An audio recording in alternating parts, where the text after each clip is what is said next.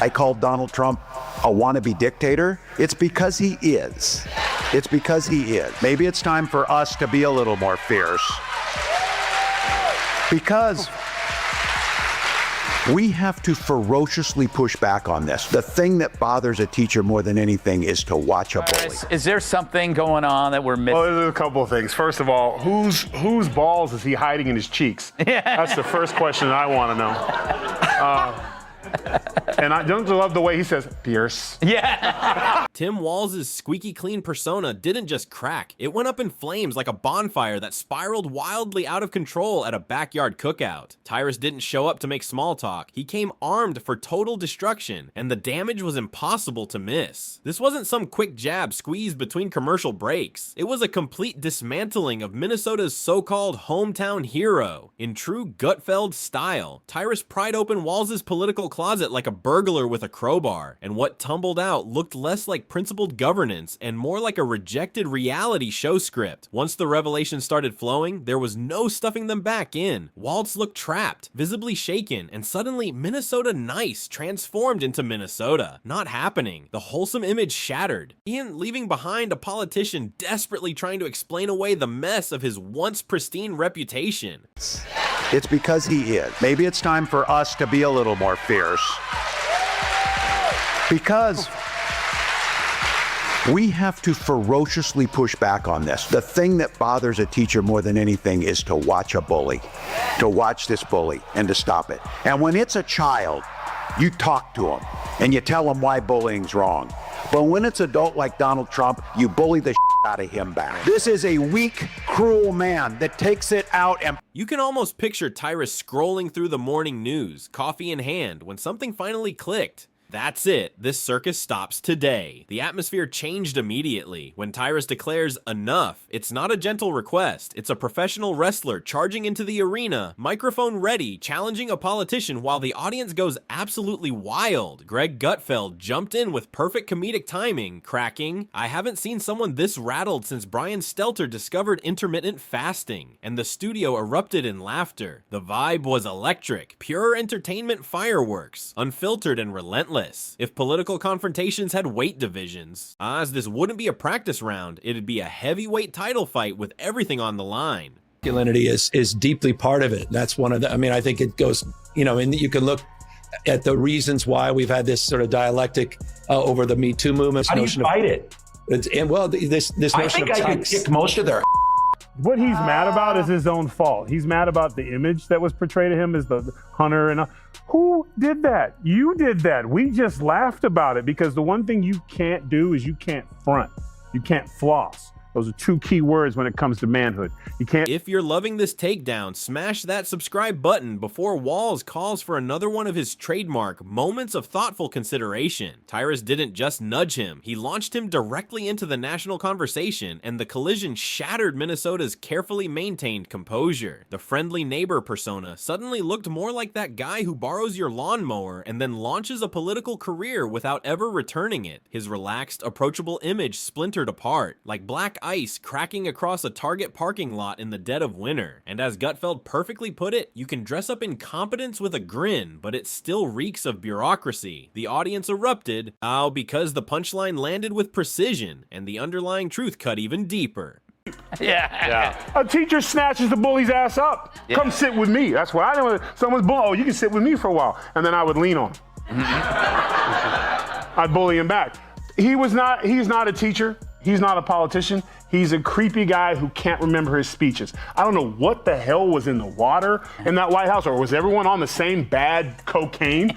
But Kamala can't speak. He can't speak. Biden was so high he couldn't remember anything. Like, this is literally the dumbest administration of all time. Why is he talking? It really is the ultimate clown show. And I said this in the 5. He's a clown without a... America's been fed the narrative of Tim Walz as the quintessential Midwestern good guy, the approachable neighbor trimming his hedges, greeting everyone with a smile, and showing up to the community BBQ with homemade coleslaw. But Tyrus took one look and declared, "That's not coleslaw, that's political packaging." He dismantled the humble, down-home act like expired grocery store meat that should have been tossed weeks ago. Greg Gutfeld Gutfeld jumped in with his own jab, quipping, "You can almost see the handlers coaching the gesture. 2 waves, slight head tilt, and a sprinkle of manufactured authenticity." To Tyrus, Walz wasn't genuine whatsoever. He was an overdone hot dish of tired talking points and ineffective governance. Every element of the carefully crafted image tasted like stale political theater warmed up for another news cycle. I feel bad for Elon. I would be furious if I was him. If this is who you sent to troll me? Yeah. Like, what am I doing wrong to get the guy from D Team to come out at Family Theater and call me names? Yeah. Like, Tim, I would, if they were like, "Oh, Tyrus, man, tough news cycle. Tim Walz is talking about you." I'd be like, "Oh, Timmy, I want to fight him so bad." Then came the blow that made everyone hold their breath. Tyrus deconstructed Walz's inspirational backstory, the educator, the service member, the mentor, and delivered flatly. Impressive background, disastrous follow-through. Because once Walz assumed power, the reality stopped aligning with the campaign promises. He transformed from relatable community figure to overbearing government administrator, enforcing strict lockdowns on everyone while apparently finding loopholes for his own convenience. Tyrus mocked it like a satirical advertisement. During the pandemic, you couldn't attend services, but sure, you could still stock up on alcohol and lottery tickets. The audience erupted as Gutfeld added fuel to the fire. Only in Minnesota can you purchase bourbon at 2 a.m., but face penalties for standing too close in a sanctuary. Devastating, comedic gold, and painfully accurate. My tweets, my DMs, like just one arm, and I just want to slap the. He's so weak. He brings nothing. If you were gonna go after someone, man to man, hit him with a fact, hit him with something real. Yes. You don't have anything. And here's the cold part. If Elon called him up and said, "Hey, Tim, you want a job?" he would take it. Because that's what Spineless, he would, and when he was questioned, he was like, "I was just holding him in account. You know, I respect him, and I'm so happy to be working for X." He is the worst player on their team, and they don't mind sending him out because They're trying to get him off the table. Yeah. They're putting him out early so he can't be a factor later. One moment Walz champions a position, the next he's completely reversed, determined entirely by whether the mainstream media is applauding or criticizing that particular day. Tyrus branded it the circus of spinelessness in politics, and the crowd went wild. The guys executed more reversals than the housing market during the current administration, Tyrus declared, while Gutfeld grinned. Honestly, he should audition for Cirque du Soleil. At least there the acrobatics come with actual talent. The constant flip-flopping is so relentless you'd think Walz might injure himself pivoting during a press conference. It's that manufactured authenticity you encounter at a discount retailer, but marketed with luxury brand expectations.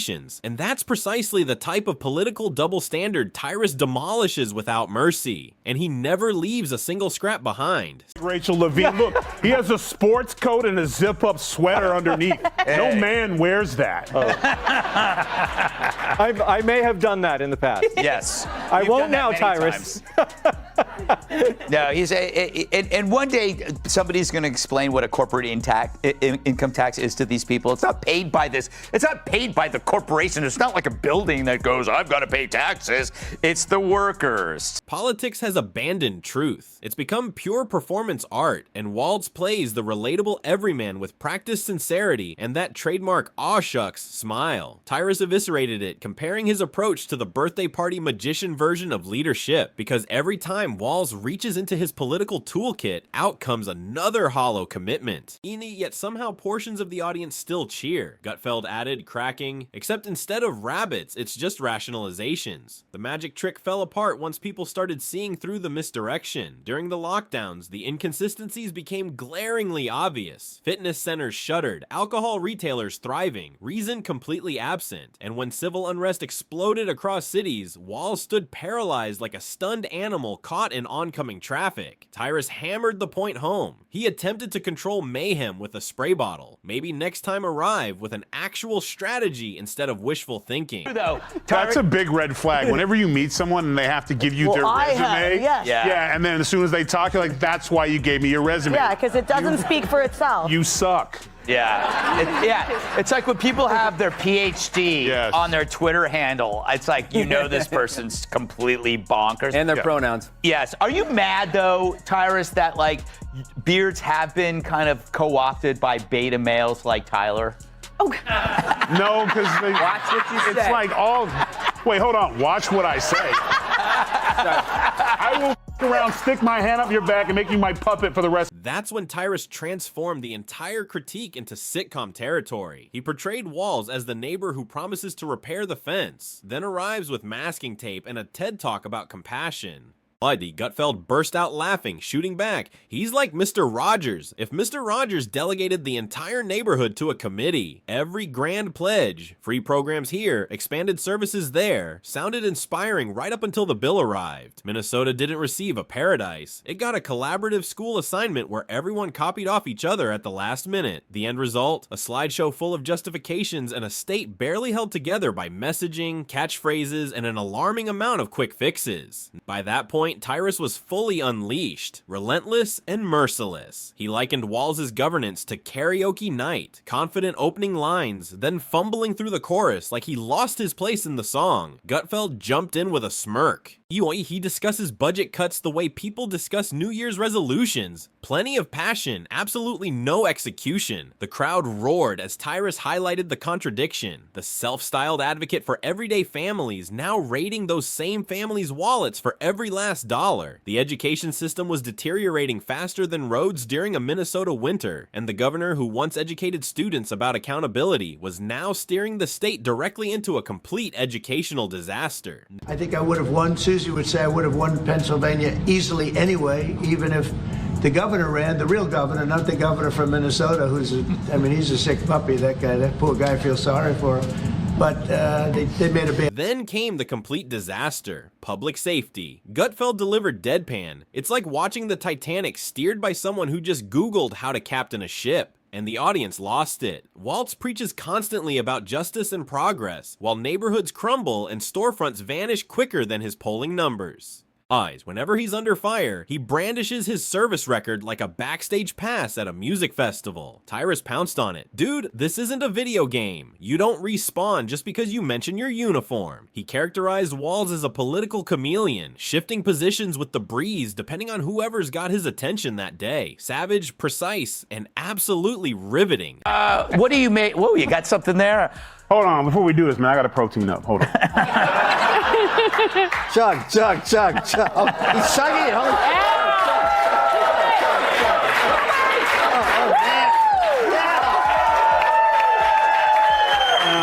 I need more protein, Gutfeld. I got my protein pudding, my protein shakes, jerky if you piss me off, but this ain't enough protein for this segment, Greg. I gotta old school this story here.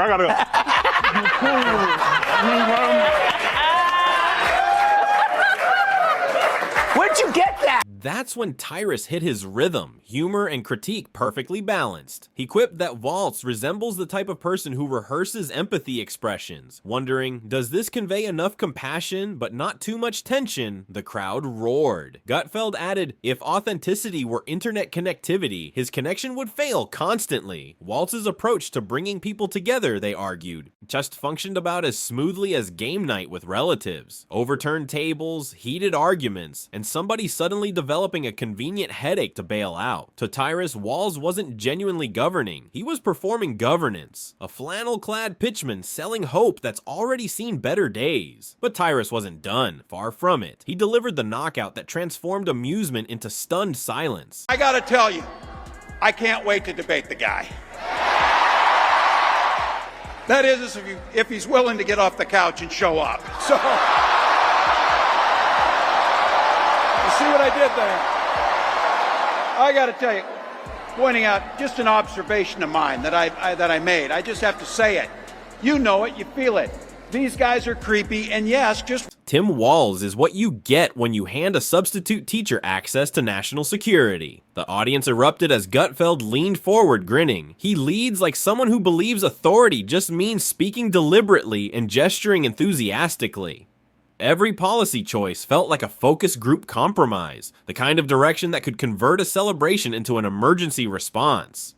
And Tyrus closed by noting Walz has the vibe of someone who'd convene a meeting just to debate sandwich orders. That blend of comedy and cutting observation hit its mark because a leader paralyzed by his own choices is simultaneously amusing and genuinely concerning. Former VP nominee Tim Walz, he joined Beto O'Rourke at a Texas town hall last night, and the estrogen levels were enough to give Chuck Norris menstrual cramps.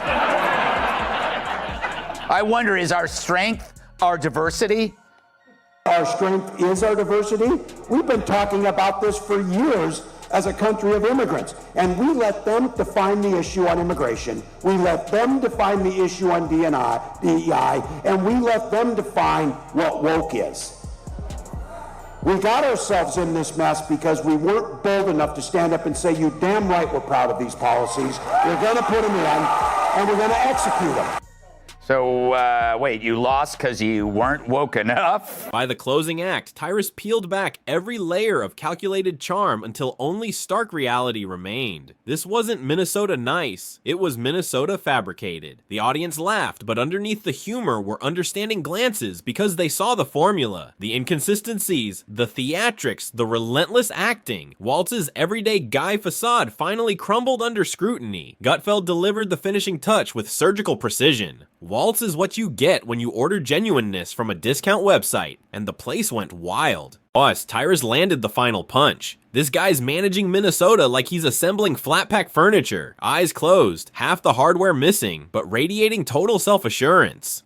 The ovation wasn't merely for the comedy, it was for the reality wrapped inside the humor. When the performance ended, not even Walz's comfortable sweater could hide the damage. Gutfeld capped the takedown with a smile, deadly enough to slice steel. Tim Walz isn't governing Minnesota, he's supervising it. The crowd detonated as Tyrus continued. He's the type of official who confuses being pleasant with being effective and calendars compassion like a conference call. Together, they demolished the facade of wholesomeness and left nothing but unvarnished truth exposed. By the finale, Walz's record resembled less a political achievement and more a highlight reel of missteps. And the laughter didn't just conclude the segment, it demolished the illusion of Minnesota nice beneath an avalanche of one-liners and harsh political reality.